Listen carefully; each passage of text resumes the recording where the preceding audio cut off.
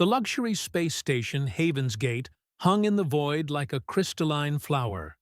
Its 6 petals of gleaming metal and transparent aluminum stretched wide to embrace the stars. Each petal housed a different atmospheric environment, because apparently, even in the age of interstellar travel, nobody could agree on what constituted breathable air. Before we begin, YouTube shows me that 93% of you haven't subscribed yet. Subscribing is free, it really supports our community, and I'd love for you to be part of it. Also, drop a comment and let me know where you're watching from. Ambassador Diana stood at the observation deck of Petal 3, watching the latest arrival dock with all the grace of a drunk elephant attempting ballet. The Kithmaran vessel was, well, calling it a ship would be generous. It looked more like someone had taken a mountain, hollowed it out, and strapped engines to the back. Subtle? These people were not. "Mom, you're doing that thing again," came a voice from behind her. Diana turned to see her daughter Amber sprawled across one of the observation lounge's ridiculously expensive chairs, legs draped over one armrest while she read something on her tablet. At 16, Amber had perfected the art of looking simultaneously bored and judgmental, a skill that would serve her well in diplomatic circles, if she ever showed any interest in following her mother's career path. "What thing?" Diana asked, though she already knew the answer. "That thing where you get that little wrinkle between your eyebrows when you're trying to figure out how badly someone's about to screw up your carefully planned negotiations." Amber didn't look up from her tablet. "It's the same face you made when Dad tried to assemble that bookshelf without reading the instructions." Diana touched her forehead reflexively. "I do not have a wrinkle." "Sure you don't." Amber finally glanced up, grinning. "So, what's the deal with our new mountain-flying friends? Are they going to play nice? Or should I start packing for our inevitable hasty evacuation?" Before Diana could answer, the station's intercom crackled to life. "All diplomatic personnel, please report to Docking Bay 5 for the ceremonial greeting of the Kithmaran delegation. Repeat, all diplomatic personnel to Docking Bay 5. Diana straightened her jacket and checked her reflection in the transparent aluminum. "They're bringing their memory keeper. It's supposed to be some kind of sacred animal that helps with... Well, nobody's quite sure what it helps with, actually. The cultural briefings were frustratingly vague." "A sacred animal?" Amber perked up with the first genuine interest she'd shown all day. "What kind of animal?" "Some sort of canine, apparently. Wolf-like. They call it a Velara." Diana headed for the door. "And before you ask, no, you cannot pet it. This is a diplomatic function, not a petting zoo." Amber rolled her eyes and returned to her tablet. "Wouldn't dream of it, Mom. I'll just stay here and try not to die of boredom." Diana paused at the doorway. Something in her maternal instincts was pinging, but she couldn't quite identify what. Amber had been unusually well-behaved during this trip. Too well-behaved. Really? But the Kithmaran delegation was already disembarking, and 3-star systems hung in the balance of these negotiations. "Just stay out of trouble, okay?" "When do I ever get in trouble?" Amber asked innocently. Diana's wrinkle deepened. "That's what worries me." The docking bay buzzed with activity that could charitably be described as controlled chaos. Representatives from a dozen species milled about in their finest diplomatic attire, which ranged from elegant to bizarre to did they raid a costume shop on the way here? Captain Nobe, the station's human security chief, stood near the airlock with the expression of a man who'd rather be literally anywhere else in the galaxy. His security team flanked him, trying to look professional while clearly having no idea what they were supposed to be securing against. The Kithmoran delegation emerged from their vessel with ceremonial precision. They were impressive beings, nearly 3 meters tall, with crystalline skin that seemed to capture and refract the station's lighting. Their leader, Nextar, moved with fluid grace despite his imposing size. Behind him walked Mutana, the cultural advisor, carrying what appeared to be an ornate cage covered in shimmering cloth. Honored representatives of the Galactic Council, Nexitar began, his voice resonating through the bay's translation systems.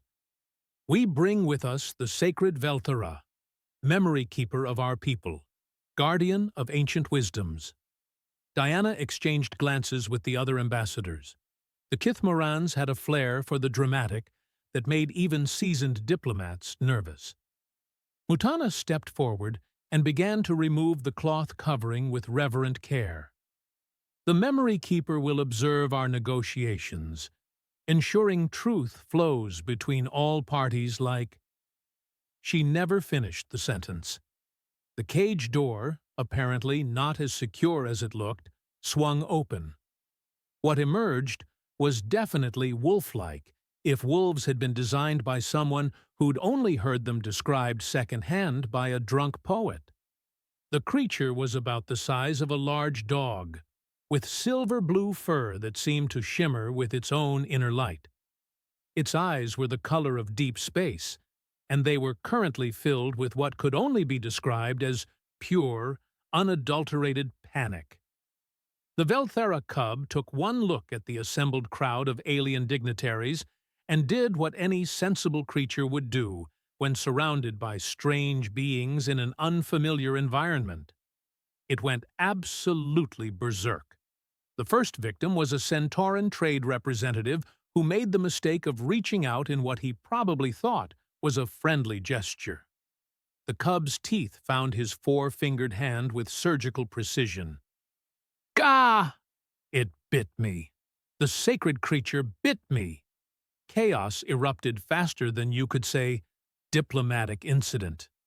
The cub, now in full fight-or-flight mode, and clearly choosing fight, launched itself at the nearest target, a tall insectoid being whose compound eyes made him look perpetually surprised.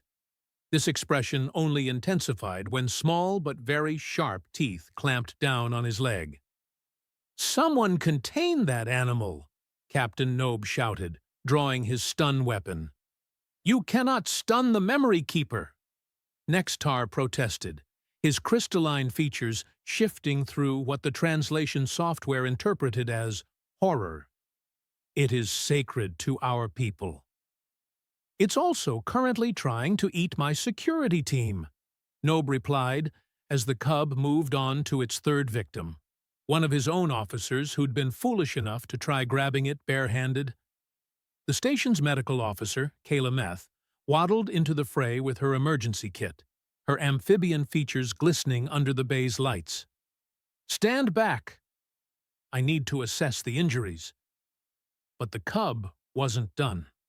With the determined fury of a creature that had clearly reached its limit with this whole ceremony business, it proceeded to bite everything within reach. 2 more diplomats, another security officer, and, in a move that impressed everyone with its sheer audacity, the maintenance android Jern, whose metallic legs sparked entertainingly when tiny teeth met titanium alloy. "This is a disaster," Diana muttered, watching her carefully planned negotiations dissolve into mayhem. "The peace talks haven't even started, and we already have casualties." Up in the observation deck, Amber watched the pandemonium unfold with fascination rather than fear. While everyone else saw a vicious attack, she noticed something different. The cub's ears were flat against its head, its tail tucked low, classic signs of terror, not aggression. It wasn't attacking. It was defending itself against what it perceived as overwhelming threats. The poor thing was scared out of its mind. She'd seen this behavior before, back on the farm where she'd grown up before her mother's career took them to the stars. Rescue animals often acted exactly like this when they were overwhelmed and overstimulated. The biting wasn't malicious. It was pure panic response.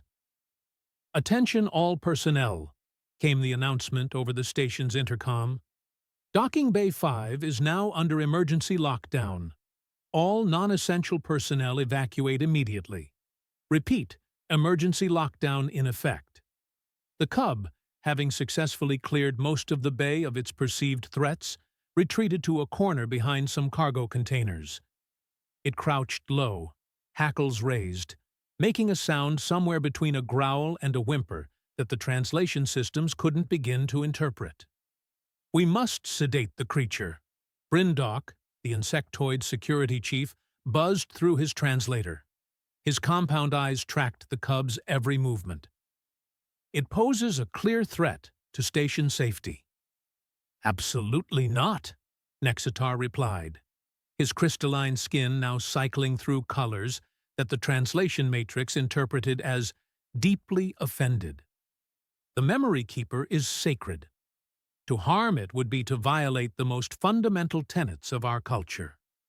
Diana rubbed her temples, feeling a headache. "Building. So we can't stun it. We can't sedate it.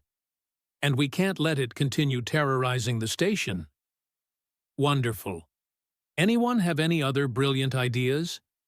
The assembled dignitaries looked at each other with the kind of helpless confusion that only came from having spent too many years in committee meetings. These were beings who could negotiate trade agreements spanning multiple galaxies, but faced with one panicked animal, they were utterly stumped. In the observation deck above, Amber quietly set down her tablet and headed for the door. After all, her mother had only said to stay out of trouble. She'd never specifically mentioned anything about getting into it. 20 minutes into what would later be remembered as the Great Velara Incident of 2038, the assembled experts had tried everything short of calling in an exorcist. Dr. Kalameth had attempted to approach with a sonic dampener, reasoning that perhaps the Cub was being overwhelmed by the station's ambient noise. The device worked beautifully, right up until the moment the Cub decided the strange amphibian with the buzzing machine was clearly the source of all its problems and launched itself at her webbed feet. "Fascinating," muttered the Altarian xenobiologist who'd been called in as a consultant. "The creature appears to be exhibiting hyper-aggressive territorial behavior, possibly triggered by pheromone displacement in the artificial atmosphere." "In other words," Captain Nobe said dryly, "you have no idea either." "Well, when you put it like that." The xenobiologist's next brilliant idea involved deploying a pheromone synthesizer programmed with what the computer assured them were calming mammalian scents. The Cub's response to being doused in synthetic eau de peaceful meadow was to somehow achieve an even higher level of agitation, if such a thing were physically possible. Meanwhile, Mutana knelt near the edge of the makeshift barrier they'd erected, singing something that sounded like wind chimes, having an existential crisis. According to the cultural database, these were traditional Kithmoran lullabies that had soothed countless generations of their young. The Velthara Cub was apparently not impressed with their musical heritage. "Perhaps," suggested Brindock delicately, "the creature is suffering from spatial disorientation syndrome. Many species experience difficulty adapting to artificial gravity environments." "The gravity here is standard," Nobe pointed out. "Standard for whom?" Brindock's compound eyes glittered. "We assume all carbon-based life forms share similar gravitational preferences, but perhaps that assumption is flawed." It was at this point, while the experts continued their heated debate over gravitational preferences and pheromone protocols, that Amber decided she'd heard enough.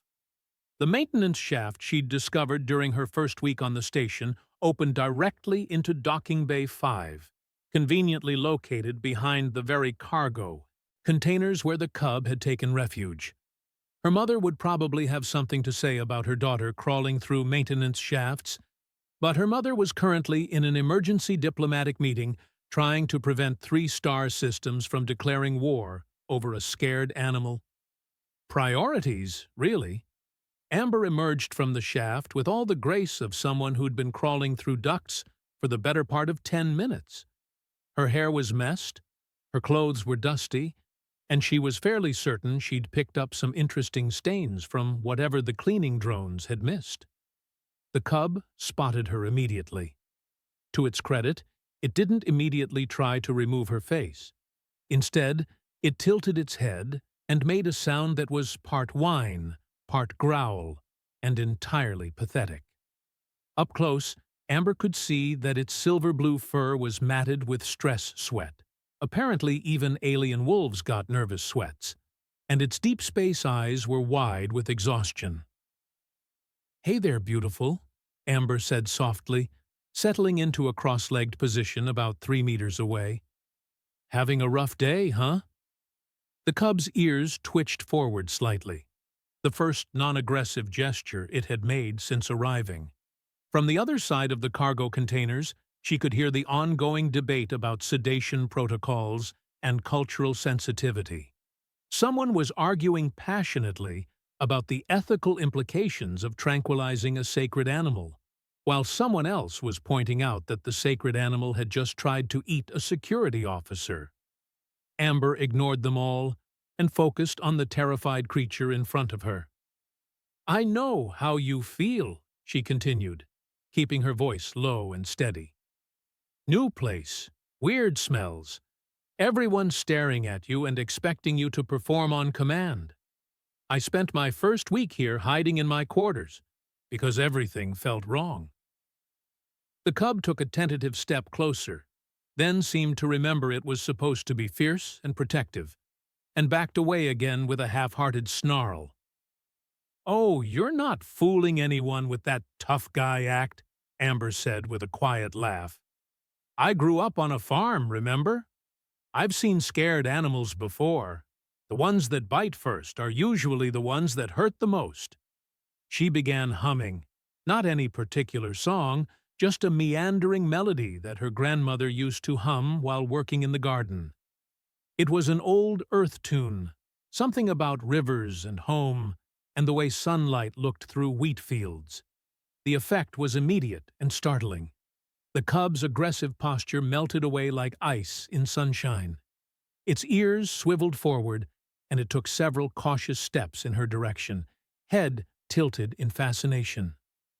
"That's it," Amber murmured, continuing to hum. "Just breathe, sweetheart. Nobody's going to hurt you here." Of course, that was the moment Captain Nobe chose to round the corner with a security team in tow. "Miss, get away from that creature immediately." The cub spun toward the shouting humans, hackles rising. Again. But Amber didn't move. She kept humming, kept sitting perfectly still, and after a moment of internal conflict, the cub turned back to her instead of launching itself at the new arrivals. "Stand down," came Diana's voice from behind the security team. Amber's mother appeared, looking frazzled and more than a little annoyed. "Amber, what in the name of Einstein's ghost are you doing?" "Sitting," Amber replied simply, "and humming. I can see that. I can also see that you're sitting approximately 2 meters away from an animal that has bitten 8 beings in the last half hour." "9, Captain Nobe corrected. "It got another one of my officers while you were in the meeting." "9 beings," Diana amended, her diplomatic patience wearing thin. "Amber, this is not a stray puppy. This is a potentially dangerous alien life form experiencing some kind of psychological breakdown." Amber looked up at her mother, with the kind of expression teenagers had been perfecting since time immemorial. The look that said adults were missing something blindingly obvious. "Mom, look at it. Really look at it." Diana looked. So did the security team, and the gaggle of experts who had followed them around the cargo containers and the Chithmaran delegates who were wringing their crystalline hands in distress. What they saw was a young Velara, no longer snarling or snapping, sitting approximately 1 meter from a human teenager. Its breathing had slowed, its ears were forward rather than pinned back, and it was listening to Amber's humming with the kind of focused attention usually reserved for particularly good food. "It's not aggressive," Amber said quietly, never taking her eyes off the cub. "It's overwhelmed. Look at how it's sitting. Weight shifted back, ready to run, but not ready to attack. And see how its fur is standing up along its neck, but not its back? That's anxiety, not anger." Dr. Calumet waddled forward, her amphibian features creased with professional interest. "How do you know so much about interspecies behavior patterns?" "I don't," Amber admitted. "But I know scared animals. And this little guy is absolutely terrified." The cub, as if to prove her point, took another step closer to Amber and made a sound that was part whimper, part sigh. Its legs were shaking slightly. Whether from exhaustion or stress, it was hard to tell. "The artificial environment," Amber continued, still humming softly between sentences. "The electromagnetic fields from all the station's systems, the artificial gravity, the recycled air that smells like metal and ozone instead of, I don't know, whatever home smells like to a Velara. It's like sensory overload." Nextar stepped forward, his crystalline features shifting through what the translation matrix labeled as dawning comprehension mixed with embarrassment. "The memory keepers," he said slowly, "are raised in the crystal caves of our homeworld. Natural acoustics, mineral-rich air, gravitational harmonics that resonate through the cave systems." He paused. "We never considered how the artificial environment might affect one so young." "How young?" Diana asked. Mutana consulted something that looked like a crystalline tablet. "This memory keeper has seen perhaps 30 cycles. In your terms, 6 months." 6 months? Amber looked at the cub with new understanding. "You're just a baby, aren't you?" The cub tilted its head and made a sound that was almost conversational. Not quite a bark, not quite a whine, but something in between that seemed to say, "Finally, someone who gets it." "So we have a 6-month-old alien wolf thing suffering from the equivalent of sensory overload and separation anxiety," Captain Nobe summarized. "And somehow, a 16-year-old human figured this out in 20 minutes, while our team of experts spent an hour trying to drug it." "To be fair," said the Altarian xenobiologist defensively, "none of our standard protocols account for emotional trauma in sacred ceremonial animals." "Maybe they should," Amber suggested, extending her hand slowly toward the cub. "Maybe instead of treating them like objects or specimens, we should start by asking what they need to feel safe." The cub sniffed her fingers cautiously. Then, in a gesture that made several of the watching experts gasp, pressed its head against her palm. "Well," Diana said dryly, "I suppose that's one way to establish diplomatic relations." The cub, apparently deciding that Amber was acceptable company, moved closer and settled down next to her with a sigh that sounded remarkably human. Within moments, its eyes began to drift closed, and its breathing deepened into the rhythm of approaching sleep. "Remarkable," whispered Dr. Calumet. "Absolutely remarkable. The creature's stress indicators have dropped to almost normal levels." "It's not a creature," Amber said softly, stroking the cub's silver-blue fur. "Its name is Velara, and it's scared and tired, and a long way from home. Just like the rest of us, really." As if in response, the cub made a soft sound, almost like a purr, but deeper, more resonant. The sound seemed to vibrate through the deck plates, creating harmonics that made everyone present Pause and listen. "Did you hear that?" Mutana whispered, her crystalline features brightening with excitement. "Hear what?" Diana asked. "The resonance pattern. It's trying to establish harmonic communication." Nextar nodded slowly. "The memory keepers do not simply observe and remember. They facilitate understanding between disparate voices, finding the common frequencies that allow different species to truly hear one another." "You mean it's not just a ceremonial animal?" Diana said, pieces of a larger puzzle beginning to fall into place. "It's actually functional in the diplomatic process." "More than functional," Nexitar replied. "Essential.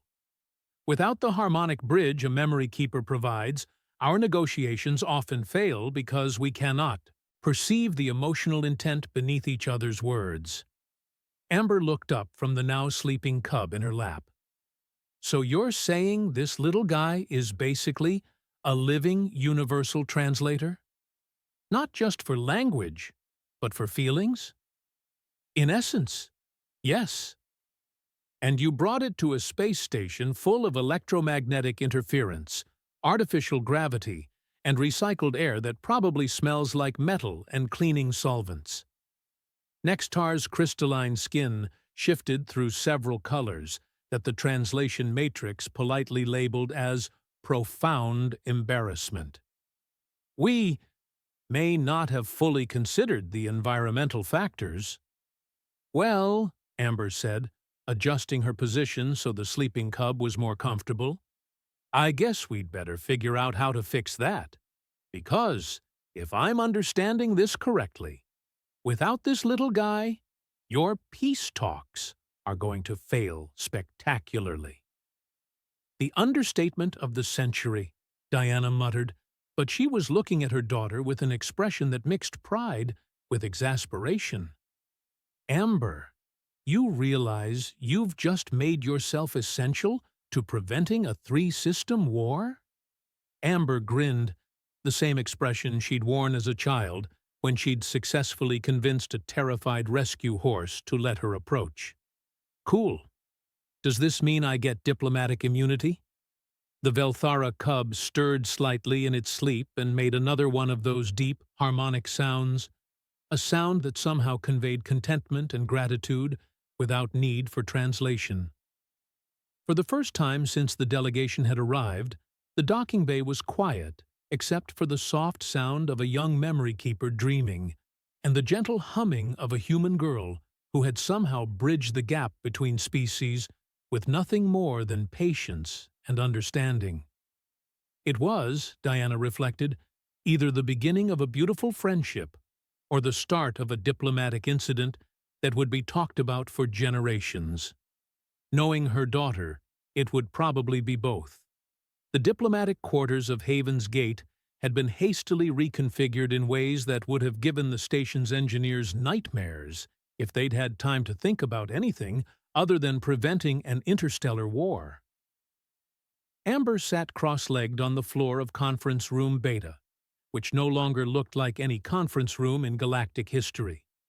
The harsh fluorescent lighting had been replaced with soft, amber-toned illuminators that mimicked natural sunlight. The electromagnetic dampeners hummed quietly in the corners, reducing the artificial field interference to barely detectable levels. Most importantly, the artificial gravity had been dialed down to roughly 80% of standard. Not enough to make the humanoid delegates uncomfortable, but apparently just right for a young Velara. The cub, whose name, Amber had learned, roughly translated to whispering echo in ancient Kithmoran, was currently sprawled across her lap like an oversized, glittering puppy. Every few minutes, it would lift its head and make one of those deep harmonic sounds that seemed to resonate through everyone present, creating a sense of calm that no amount of diplomatic training could match. "This is highly irregular," muttered Ambassador Court from the Rigelian Federation, his three eyes blinking in sequence as he adjusted to the modified lighting. We are here to discuss mining rights and trade agreements, not to accommodate the comfort requirements of, of the being that's going to help us actually understand each other instead of talking past each other for the next 6 months. Diana finished smoothly. I think we can handle a little irregular, don't you? Amber bit back a grin. Her mother was in full diplomatic mode, which meant someone was about to get politely eviscerated. The young human makes an interesting point, rumbled Gexmoor, the representative from the Centauran Collective. His wounded hand was properly bandaged now, though he still eyed the cub with obvious wariness. Our previous attempts at negotiation have been less than fruitful. Less than fruitful? Nexitar's crystalline features shifted through what the translation matrix interpreted as sardonic amusement. We have been negotiating for 18 standard months.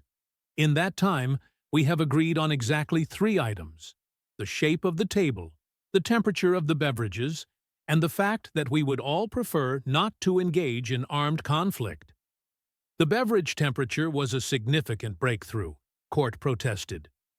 It took us 3 weeks to agree that lukewarm was acceptable to all parties, Diana pointed out. At this rate, our grandchildren will be having the same discussions.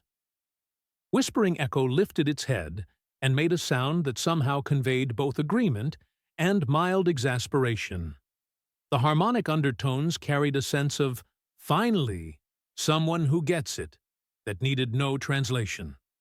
Indeed, Mutana said, settling her crystalline form into something resembling a chair.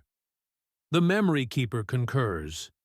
Our communications have been inefficient. Amber stroked the cub's fur thoughtfully.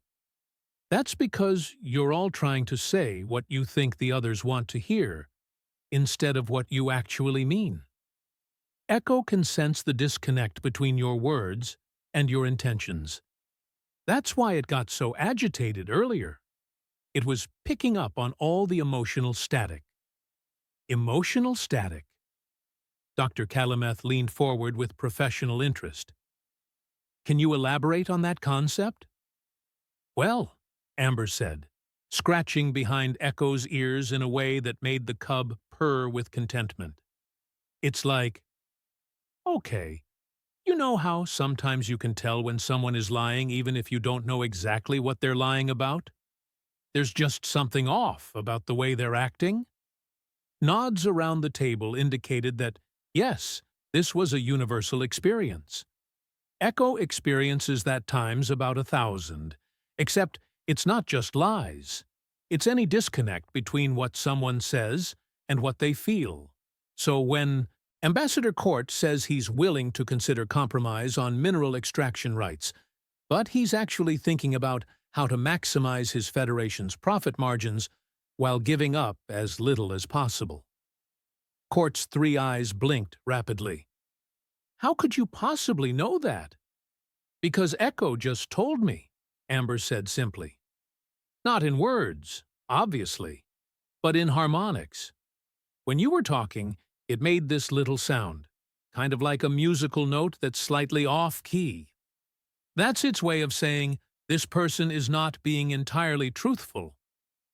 Fascinating, breathed Gexmoor. So the creature? Echo, Amber corrected firmly. Echo can detect deception? Not deception exactly, Nextar interjected. Memory keepers do not judge truth or falsehood in the way you might think. They perceive the harmony or dissonance between thought and speech, between intention and expression. They help us hear not just what is said, but what is meant. Which explains why these negotiations have been such a disaster, Diana said dryly. Everyone's been so busy trying to sound diplomatic that nobody's been actually honest about what they want. Echo made another harmonic sound, this one carrying a clear sense of approval. All right then, said Mutana, her crystalline features brightening. Perhaps we should attempt a more direct approach, with the Memory Keeper to guide us. We might actually achieve something resembling progress. Just remember, Amber said, settling more comfortably on the floor. Echo's still a baby. It gets tired easily, and if you start overwhelming it with too much emotional conflict, we'll be back to square one. So maybe try being honest, but also try being nice about it. The next 2 hours were unlike any diplomatic session in recorded galactic history. Instead of the usual careful dance of implications and suggestions, the delegates found themselves speaking with a directness that would have been shocking under normal circumstances.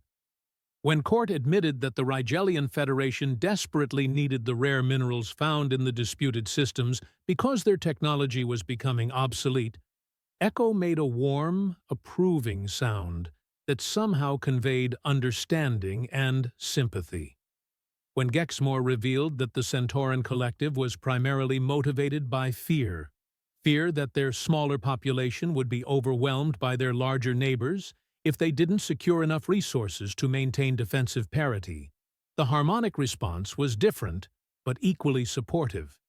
And when Nextar finally admitted that the Kithmaran hegemony had been deliberately stalling negotiations because they weren't sure they could trust either of the other parties to honor long-term agreements, Echo's response carried such a clear sense of thank you for finally being honest that everyone in the room felt it.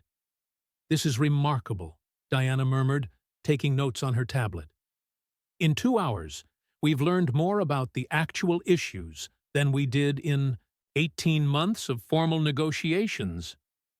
"It's because nobody's trying to hide anything anymore," Amber said, absently braiding a section of Echo's fur while the cub dozed. "Echo makes that impossible.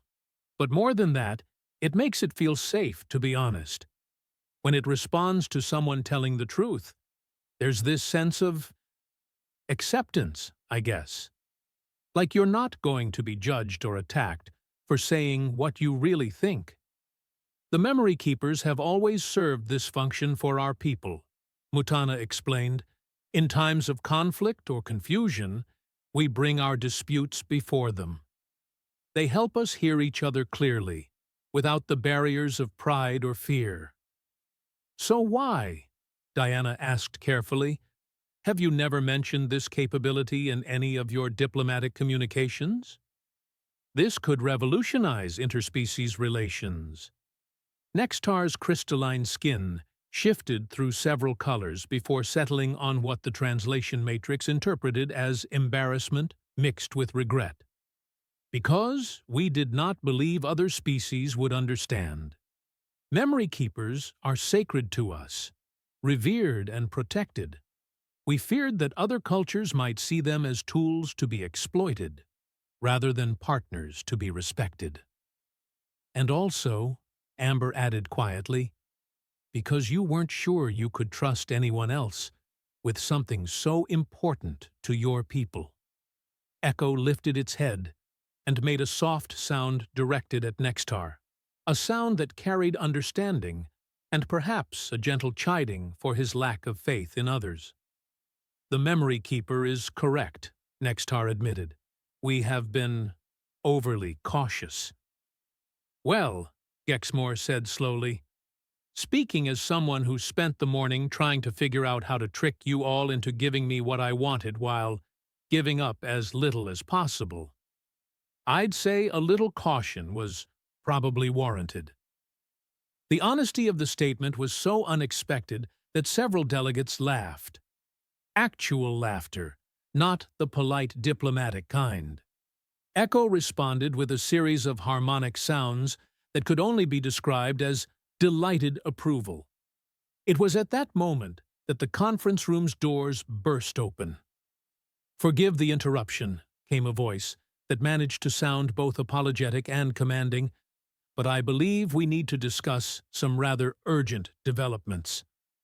The speaker was Torgan, a tall humanoid with silver skin and eyes like chips of black ice.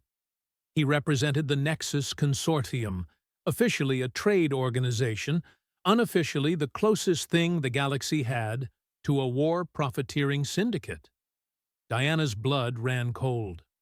Torgen wasn't supposed to be anywhere near these negotiations. "This is a closed session," she said firmly. "You have no authorization to—" "Oh, but I do," Torgen replied smoothly, producing a data pad. "Emergency mediation protocols. When negotiations reach a critical impasse, any affected party may request third-party intervention." "These negotiations aren't at an impasse," Court protested. "We're actually making progress for the first time in 18 months, Torgen finished. "Yes, I'm aware. I'm also aware that the only reason you're making progress is because of that creature." His gaze fixed on Echo, and Amber felt the cub tense in her lap. The harmonic sounds it had been making shifted to something darker, more discordant. A warning. "The Nexus Consortium has been monitoring these proceedings with great interest," Torgen continued. "And we've reached some fascinating conclusions about the potential applications of Chithmaran memory keepers in broader diplomatic contexts."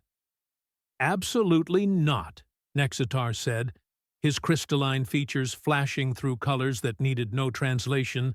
They clearly meant, "over my dead body." "I'm afraid the decision may not be entirely yours to make," Torgen replied. "You see, these negotiations affect shipping routes that the Consortium has significant investments in. If we can't reach a resolution soon, we may need to explore alternative approaches to protecting our interests." The threat was barely veiled, and Echo's response was immediate and unmistakable. The harmonic sound it made was like a warning siren translated into music, harsh, discordant, and filled with alarm. "Well," Amber said quietly, continuing to stroke Echo's fur even as she felt the cub's tension, "I guess we know who's been sabotaging the negotiations." Torgen's smile was cold and sharp. "I'm sure I don't know what you mean." "Echo knows," Amber said simply. "And now we do too." The cub lifted its head and looked directly at Torgen, then made a sound unlike anything it had produced before.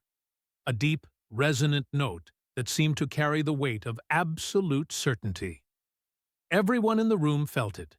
This being was dangerous, untrustworthy, and had no intention of honoring any agreement made here.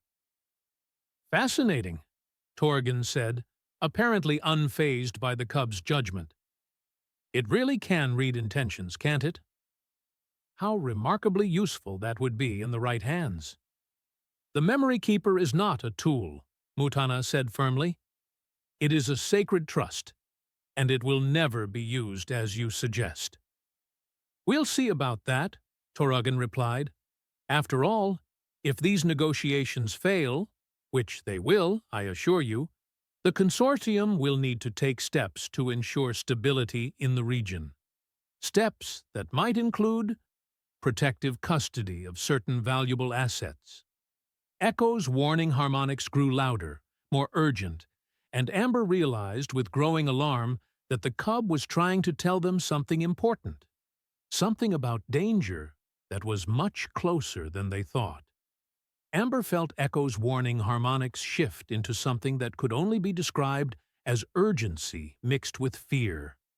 The cub's silver-blue fur stood on end as it stared not at Torgen, but at the conference room's main display panel. "Echo's trying to tell us something," Amber said quietly, following the cub's gaze. "Something about—" She trailed off as understanding hit her like a meteor to the brain. "The shipping routes," she said suddenly.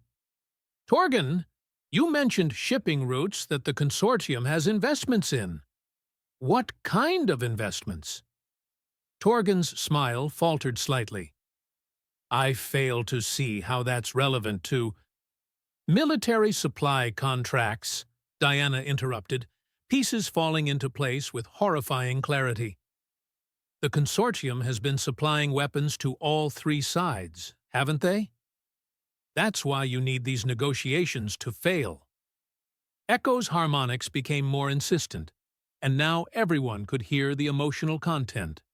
Betrayal, danger, deception, layered upon deception. Peace is bad for business, when your business is war, Amber continued, her voice carrying the kind of cold anger that would have made her grandmother proud. The longer these three systems stay on the edge of conflict, the more weapons they buy. If they actually reach an agreement. The arms market collapses, Gexmoor finished, his wounded hand clenching into a fist. By the void, we've been played. Torgan's mask of diplomatic civility finally slipped. You have no proof of any wrongdoing. The Consortium operates within all applicable laws and— Echo is proof, Amber said simply.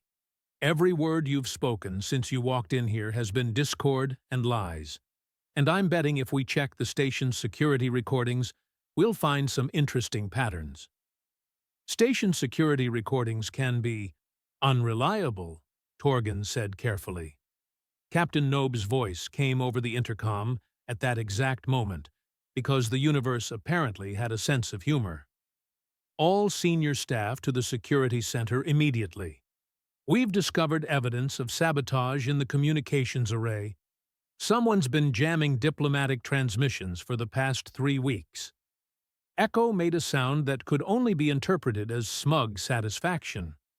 Well, Diana said dryly, that certainly clears up why our formal negotiations kept getting derailed by mysterious technical difficulties. Torgan backed toward the door, his composure finally cracking. This proves nothing. Even if the Consortium had business interests that might theoretically benefit from continued regional instability— Give it up, Amber interrupted. Echo can hear you lying. We can all hear you lying, thanks to Echo, and more importantly. She grinned with the kind of expression that had gotten her in trouble since she was old enough to walk. I recorded everything. She held up her tablet, which had been running a full audio-visual recording since Torgan entered the room. Including the part where you threatened to take Echo into protective custody, she added cheerfully. I'm pretty sure that counts as attempted kidnapping of a sacred diplomatic envoy. The look on Torgan's face was worth every moment of crawling through maintenance shafts. You cannot prove intent to— Echo's harmonics cut through his protests like a blade. The sound was complex, layered with meaning that transcended language. Guilt, panic, the desperate calculation of someone whose plans had just collapsed spectacularly. Actually, Nextar said, his crystalline features brightening with what might have been the Chithmaran equivalent of vindictive glee, among my people, the testimony of a memory keeper is considered absolutely conclusive evidence in any legal proceeding. And since this is technically Chithmaran diplomatic space, Diana added, consulting her legal database, those laws apply here. Torgan was arrested 20 minutes later, along with 3 other Consortium operatives who'd been identified through security sweeps. The evidence of systematic sabotage was overwhelming once they knew what to look for. The actual peace negotiations, freed from artificial interference and guided by Echo's emotional clarity, concluded in less than 6 hours. The mining rights were divided equitably, trade agreements were structured to benefit all parties, and defensive pacts were established that made future conflicts economically impossible. It's remarkable, Diana said later, watching Echo play with a puzzle toy that Amber had improvised from spare parts. All this time, we thought diplomacy was about finding the right words. But maybe it's really about finding the right feelings. Echo certainly thinks so, Amber replied, settling cross-legged beside the cub. Don't you, beautiful? Echo made a harmonious sound that conveyed contentment, pride, and something that might have been affection. So, what happens now? Diana asked. The negotiations are complete, The saboteurs are in custody, and 3-star systems are no longer on the brink of war. Now, said Nextar, approaching with Mutana beside him, we face an interesting question. The Memory Keeper has chosen to bond with your daughter. Among our people, such bonds are considered sacred and unbreakable. Chosen to bond? Diana looked between her daughter and the alien cub. Echo wants to stay with me, Amber translated. Apparently, Memory Keepers only bond with beings they consider, what's the phrase, harmonically compatible. It is unprecedented, Mutana admitted, but the Memory Keeper's choice must be respected. There's more, Nextar continued. The Galactic Council has proposed the formation of a new diplomatic corps, specialists trained to work with Memory Keepers in facilitating interspecies understanding. They would like to offer your daughter a position. Amber looked up at her mother with hopeful eyes. Diplomatic immunity? She asked innocently. Don't push it, Diana replied, but she was smiling. Though I suppose if you're going to cause interstellar incidents, you might as well do it professionally. Echo made a sound that somehow conveyed amusement, approval, and anticipation for future adventures. Besides, Amber added, scratching behind the cub's ears, someone needs to teach the galaxy that sometimes the best diplomacy happens when you just sit quietly and listen. Echo's harmonics filled the room with something that needed no translation, the sound of understanding, of connection across species and cultures, of a friendship that would change the galaxy, one conversation at a time. And in the end, that was the most human thing of all, finding common ground with someone completely different, simply by being patient enough to hear what they really had to say.